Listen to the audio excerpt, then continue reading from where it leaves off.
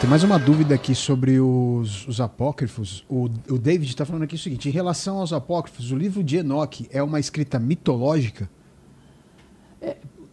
Pode ser, pode ser. Pode ser considerado. Pode ser considerado. Ó, aí tem aqui também da Sandra, pastor, ela fala que o pastor Marcos, é um comentário na verdade, né? O pastor Marcos Cranconato afirma que o ataque às torres gêmeas não foi permitido por Deus e sim determinado. O que o pastor Hernandes acha disso? Essa é uma questão polêmica de perspectiva, né? Sobre livre-arbítrio, destino, nós temos que nós temos que tomar muito cuidado em algum ponto. É para não botar na conta de Deus aquilo que é responsabilidade do homem. Se você me pergunta assim, Deus sabia que eu não sei se ele fez essa afirmação, viu? Eu não sei. Se eu afirmo que Deus sabia, claro que Deus sabia, Deus sabe todas as coisas. Agora, se eu afirmo que as coisas aconteceram porque Deus determinou que acontecesse, eu estou botando a culpa moral nas costas de Deus. Então, Deus não induz ninguém ao pecado. Deus não induz ninguém ao pecado. Deus sabe, mas ele não é o responsável moral. Deus a ninguém tenta. Diz a Bíblia lá em Tiago.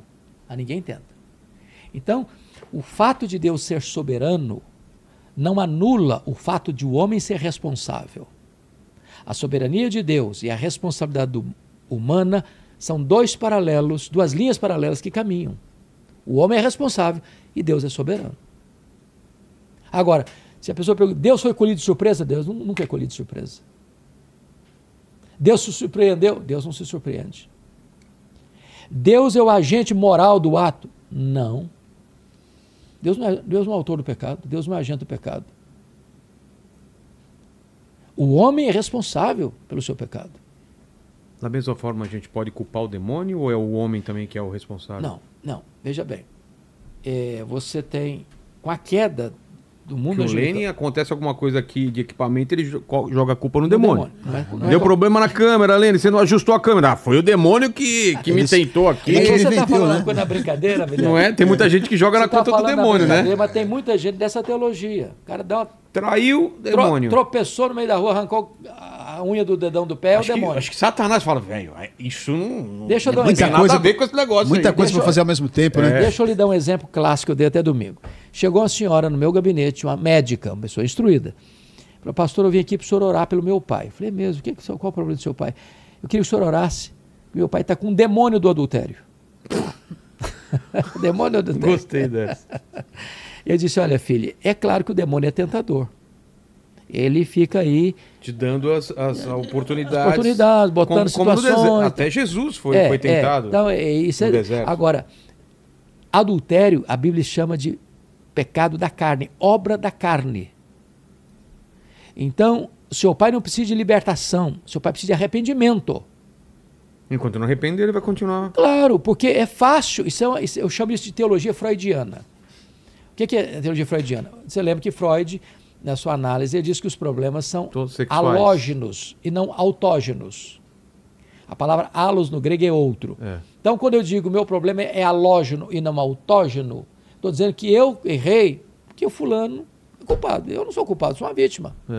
Isso aconteceu lá no Éden. O Adão comeu lá do fruto, Deus foi...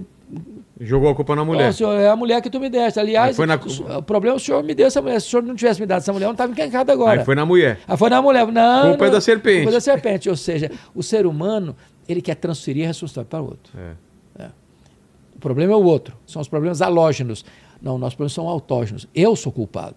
Eu sou responsável. Essa é a diferença entre saúde e Davi. O demônio está fazendo o trabalho dele. O demônio está agindo. Está agindo. Agora, eu sou responsável. Eu sou responsável. Então, quem jogou os aviões nas Torres Gêmeas, uma mente maligna, perversa, concebeu aquilo. Gente encabrestada por esse pensamento errado, pecaminoso, desastroso, pôs isso aí em funcionamento. Já fez exorcismo? Se eu já fiz? Já fiz. E quando a pessoa está possuída, ela perde o livre-arbítrio? Sim. Qual a diferença de uma pessoa oprimida para uma pessoa endemoniada? Isso. Quando uma pessoa está endemoniada, a personalidade dela, a mente dela, a vontade dela está totalmente sob o controle de outro alguém. Ela não controla mais. Não, ela não é ela mais no controle. Então, ela na linguagem das matizes africanas, ela é um aparelho, ela é um instrumento. Alguns usam, é um cavalo.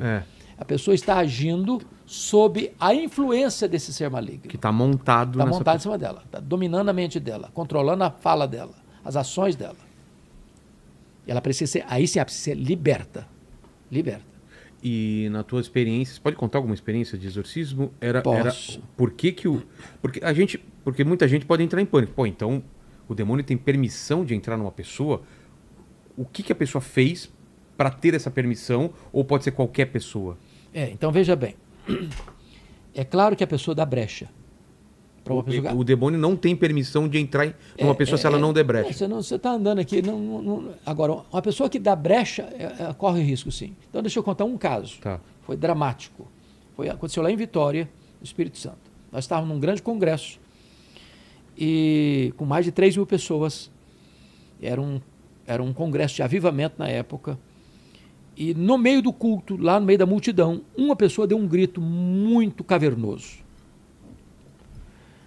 Aí o grupo que estava por perto pegou essa pessoa, levou para uma sala e cuidou dela lá, estava possessa. Libertou. Porque libertação de possessão demoníaca não é a mesma coisa de conversão. Uma pessoa pode ser liberta de demônios e permanecer na incredulidade. Entendi. Aí o demônio voltar de novo oportunamente. Bom, no dia seguinte, esse cidadão foi de novo para o culto e disse para mim, para mais 2 colegas, pastores... Só depois não esquece de explicar também o que é opressão, tá? Tá. Que a gente está falando de possessão. Depois saber o que é opressão. Ok. Disse assim para vocês podiam fazer uma visita na minha casa. Falei, nós vamos. E fomos em 3 pastores. Ele foi no meu carro. 2 pastores foram cada um carro. Chegamos na casa dele, Vilela. Ele foi conversar. E no caminho eu fui perguntando para ele, e aí, você tem noção do que aconteceu ontem? Falei, eu tenho até certo ponto. Uma ira me tomou. Depois disso eu não lembro mais o que aconteceu. Aí ele foi me contando da vida dele, dos pactos que ele tinha com os demônios, de marcas que ele tinha no corpo. Que pacto aliança, mesmo? Aliança. Mesmo? Para conseguir alguma coisa. Coisas horríveis. Tá. Horríveis. Viu a vida completamente torta. Ele chega na casa dele, estacionamos os carros. Tinha uma varandinha, um portãozinho embaixo. Ele chegou, tocou a campainha, chamou a esposa, nos apresentou à esposa dele.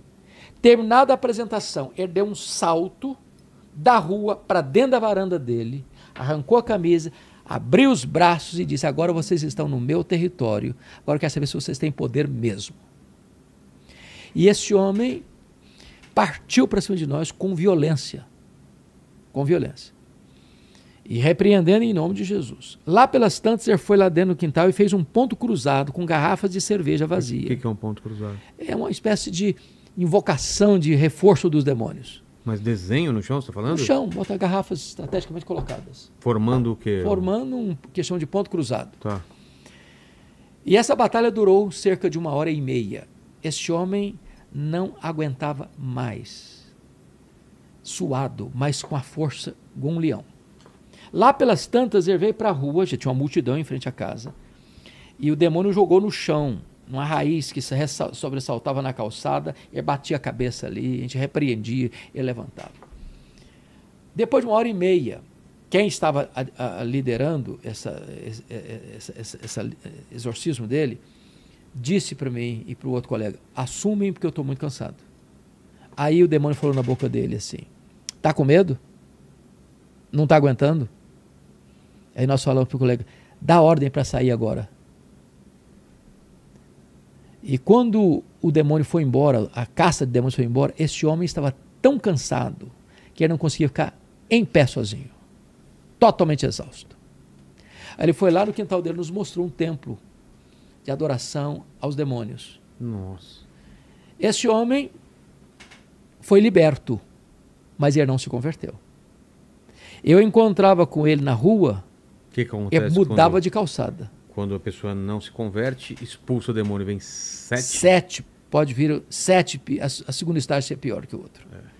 É possível que haja pessoas endemoniadas, libertas e são salvas, porque se arrependem, entregam-se a Jesus. Eu tenho muitos outros casos que eu poderia contar para você aqui. Opressão. Mas só antes de ir para a opressão, o pessoal está perguntando aqui quais são essas brechas. Você falou de uma coisa grave de Por exemplo, impacto. então vamos Qual lá. outra brecha? Eu vou te ler. Efésios 4. Está escrito lá. Efésios capítulo 4. Deixa eu ver se eu acho aqui. Aqui, ó. Versículo 26. Irai-vos e não pequeis. Não se ponha o sol sobre a vossa ira, nem deis lugar ao diabo. Uma pessoa que odeia, ódio, ele amanhece com ódio, ele anoitece com ódio, ele dorme com ódio, levanta com ódio. Aqui está um fogo no coração dele. Ele está abrindo um flanco para Satanás, para o diabo entrar. O diabo entra nessa brecha do ódio. Da impureza sexual, o demônio entra nessa brecha. Então, o pecado é aquilo que alimenta a ação demoníaca na vida de um ser humano. Se a pessoa permanece no pecado, ela está correndo um sério risco de ser controlada por seres malignos. Entendi. Agora, outra coisa importante, Vilela, a ação maligna não é só esse tipo de exorcismo, de estribuchar, não. Não? Tem muita gente com a gravatinha bonita aí nas altas rodas sociais. Você assistiu o filme Advogado do Diabo? Sim. Lembra do camarada? Qual outro filme lá que a gente assistiu? O Nefários. Nefários. Esse eu não assisti, não. Hein? Esse ainda não. Oh, tem que assistir, Sério? pastor. É um Pesadão assim? cara que está indo para cadeira elétrica, vai ser executado, e aí vai um advogado, alguém para falar com ele, e fala que ele é o Lúcifer, e começa a falar de tudo. Ele é o bicho. Ele é o bicho e começa a falar como ele age no mundo. Meu Jesus. É bem interessante. Então, varão, é possível que uma pessoa esteja aí nos grandes gabinetes administrativos, econômicos, políticos, que está debaixo do poder do demônio. Caramba. E a opressão Opressão. demoníaca? Então, opressão, a palavra já está dizendo de oprimir. É quando a pessoa... E é possível isso acontecer com qualquer de nós. Possessão não pode acontecer na vida... Eu já senti opressão, viu? Eu também já. Eu vou te dar alguns exemplos. Não é possível uma pessoa salva ter possessão. Possessão. Não pode. Por quê? Porque tem uma lei da física que diz que 2 corpos não ocupam o mesmo espaço ao mesmo tempo. Se o Espírito Santo está aqui, não entra. ou um espírito maligno não pode estar no mesmo lugar. Entendi. Agora, eu já tive opressão e sabe onde às vezes acontece? Onde? No sonho. Então, eu senti isso dormindo também, parece que estava apertando o peito para baixo. Assim. Exato. Eu estava visitando... Mas não estava na minha casa, não. Eu estava em um outro lugar que era estranho. Eu estava na África do Sul, na missão Quacisabanta, onde houve um grande avivamento. Nós fomos lá em 1991.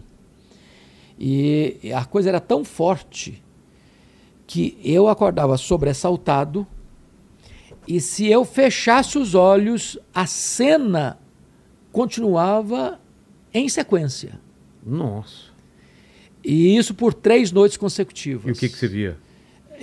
Demônios? Uma espécie de uma força me oprimindo, me esmagando, me achatando. Na 3ª noite, eu tive que acordar minha esposa. Falei, olha, você acorda, vamos ajoelhar aqui, que eu estou fortemente sendo oprimido pelo inimigo. E ela não estava sentindo? Não, ela não estava sentindo nada. E eu estava indo lá para buscar avivamento, buscando a Deus para um tempo novo na minha vida. Então, o demônio pode oprimir. É diferente de possuir. Entendi. Fala, Lino.